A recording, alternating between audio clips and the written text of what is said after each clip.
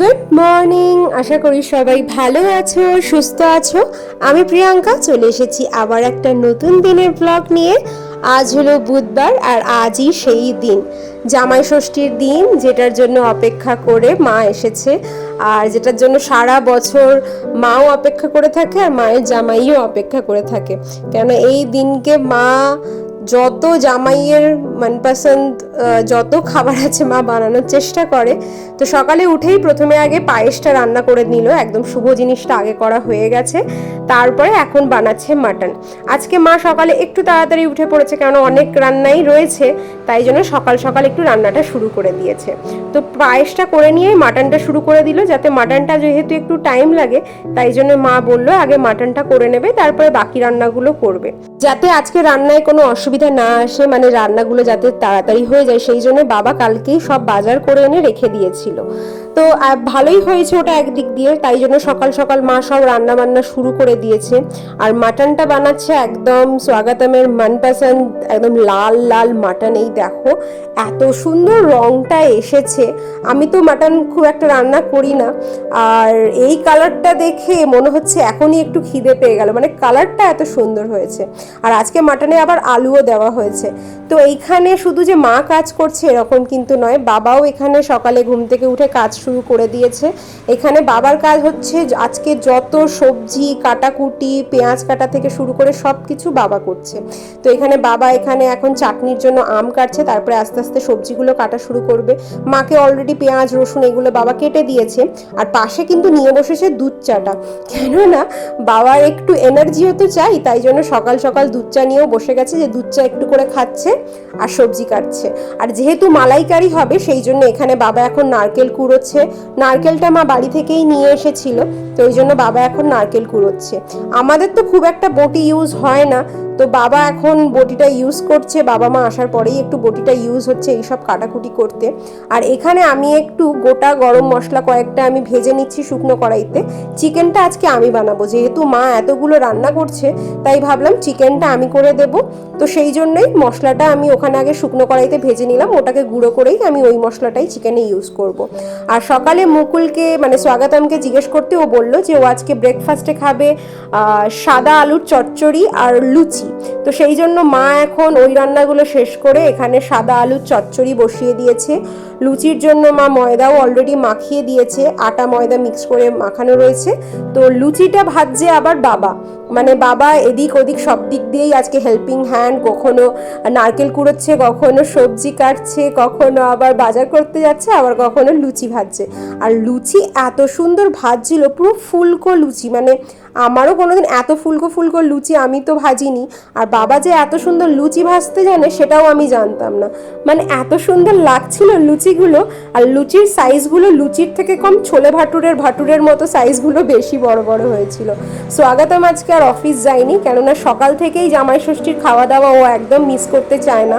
ও চায় যে সারা দিনটা আরাম করে খাবে, তাই জন্য ও আজকে ছুটি নিয়েছে। কিন্তু আমার অফিস আছে, তাই আমি অফিসের মাঝখানে মাঝে মধ্যে এসে এসে একটু করে ভিডিও করে যাচ্ছি। আর এখানে মা তার জামাইয়ের জন্য আগে খাবারটা বেড়ে নিয়েছে, আগে ওকে খাওয়াবে, তারপরে আমরা সবাই খেতে বসবো। তো এখানে মা আগে প্রথম যে খাবারটা মা ওকে খাইয়ে দিচ্ছে। আর রসগোল্লাও অর্ডার করেছিল, কিন্তু রসগোল্লাটা এখনো আসেনি, তাই জন্য শুধু লুচি তরকারি দিয়েই এখন ব্রেকফাস্টটা সবাই আমরা সেরে নিচ্ছি।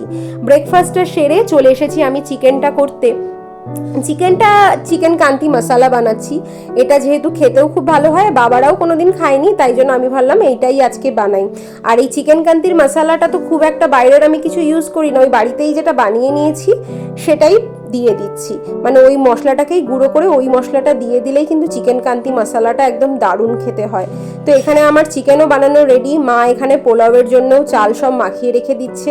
পনিরও হবে, আজকে হবে একটু ক্যাপসি পনির। সব রান্নাগুলো যেহেতু একটু লাল অরেঞ্জ এইসব কালারের হচ্ছে, তাই জন্য পনিরের রঙটা সাদা কালার হচ্ছে, যাতে একটু সব ধরনের কালারই রান্নাতে একটু থাকে।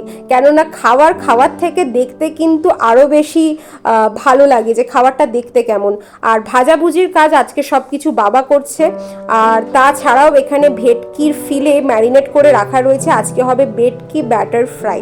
তো এখন বাজে 1:30, এখানে সব খাবার দাবার জামাই ষষ্ঠীর একদম রেডি, প্রচুর রান্না হয়েছে, এবারে শুধু খাবার খাওয়ানোর পালা। আর যার জামাই ষষ্ঠী সে এখন স্নান করে আসছে, দিলেই শুরু হবে। এই যে সবাই আমরা রেডি হয়ে পড়েছি, এখন শুরু হবে আমাদের জামাই ষষ্ঠীর অনুষ্ঠান।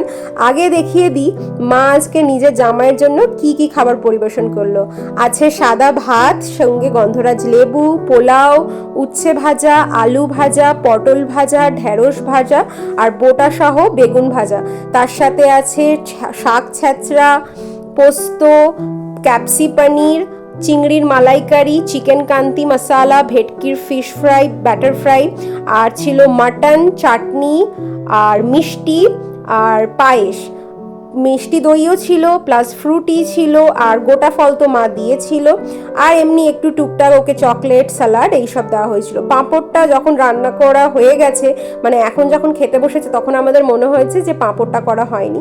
যাই হোক, প্রথমেই মা মঙ্গল কামনা করে ধাগাটা আগে ওর হাতে বেঁধে দিল, যেটা সব থেকে বেশি দরকার। আর এখন মা আমাদেরকে আশীর্বাদ করছে, বরণ করে নিচ্ছে নিজের জামাইকে। আগে নিজের জামাইকে করছে, তারপরে আমাকে, কেননা আজকে তো জামাইয়ের দরটা একটু আমার থেকে অনেকটাই বেশি। এমনি দিনেও কিন্তু জামাইকে একটু আমার থেকে বেশি মানে। তো যাই হোক, জলটা আমরা দিতে ভুলে গেছিলাম, তো এখানে বাবা এসে মানে শ্বশুর মশাই এসে নিজের জামাইয়ের জন্য আগে কাঁসার গ্লাসে জলটা রেখে দিলেন। তো ভীষণ সুন্দর একটা দিনটা কাটছে, মানে প্রত্যেক বছরই মা আসে, মা কোনোদিনই এই দিনটা মিস করে না। মানে আমার বিয়ের পর থেকে মা প্রত্যেক বছর জামাই ষষ্ঠী পালন করতে চলে আসে। যেহেতু আমাদের অফিসের কাজের জন্য আমাদের কলকাতা যাওয়া পসিবল হয় না, সেই জন্য মা প্রত্যেকবার এই রকম চলে আসে ব্যাঙ্গালোরে, আর আমাদের এটা সেলিব্রেট করি। আর মা তো প্রত্যেকবারেই আসে, কিন্তু বাবা কোনোবারেই আসতে পারে না। এই প্রথমবার বাবাও এসছে, তাই জন্য আরও দারুণ করে মজা করে কাটলো। বাবাও এসে কোনো রকমের কোনো খামতি রাখিনি, বাজার হাট থেকে শুরু করে অনেক রকমের হেল্প করেছে মাকে, যাতে দুজন মিলেই জামাই ষষ্ঠীটা খুব ভালো করে উদযাপন করতে পারে। তো শ্বশুর শাশুড়ির আদরে জামাই তো একদম গদগদ, ভীষণ খুশিও। আর এত খাবার দেখে ও ফার্স্টে বুঝতেই পারছিল না কোনটা শুরু করবে। তো যাই হোক, খুব সুন্দর একটা দিন, ভীষণ মজা করছি আমরা সবাই। আর যেহেতু হাওড়ার বাবাও আছে, তাও ভীষণ খুশি, কেননা হাওড়ার বাবাও কোনোদিন আমাদের সাথে জামাই ষষ্ঠীতে থাকেনি। আগেরবারে হাওড়ার মা ছিল, এইবারে মা থাকতে পারেনি, তো এইবারে বাবা আছে। কেউ না কেউ আছেই আমাদের সাথে। তো ভীষণ সুন্দর করে কাটছে দিনটি। আর এইবারে হচ্ছে গিফট দেওয়ার পালা। মা তো প্রথমেই গিফট দিয়ে দিয়েছে, জামাই ষষ্ঠীর গিফট, এখন ও মাকে গিফট দিচ্ছে। আর এখানে মিষ্টির জিনিসটা যেটা ওকে দিচ্ছিল মাকে, তো মা বললো মিষ্টির জিনিসটা আর আমাকে না দিয়ে নিজের শ্বশুরকে দাও। তো এখানে বাবাকে দিল ও মিষ্টির মানে এখানে তো আর ভাঁড় পাওয়া যায় না মিষ্টির, এখানে মিষ্টির প্যাকেটই পাওয়া যায়, বাঙালি দোকান থেকে অর্ডার করা হয়েছিল। আর লাস্টে এসে এখানে হাওড়ার বাবাও আমাদেরকে আশীর্বাদ করছে। আশা করি সবার জামাই ষষ্ঠী ভীষণ সুন্দর কেটেছে, আমাদেরও ভীষণ সুন্দর কাটলো। তো আজকের ভিডিওটা এতটাই থাক, আমরাও এবারে খাবার দাবার খাই, এত সুন্দর সুন্দর সব খাবার। তো সবাই ভালো থেকো, সুস্থ থেকো। আর আমার চ্যানেলে নতুন হয়ে থাকলে প্লিজ একটা সাবস্ক্রাইব করে দিও। ফেসবুকে যদি আমার ভিডিও দেখে থাকো তাহলে পেজটাকে ফলো করে দিও। সবাই ভালো থেকো, দেখা হবে খুব শিগগিরই। Thank you so much.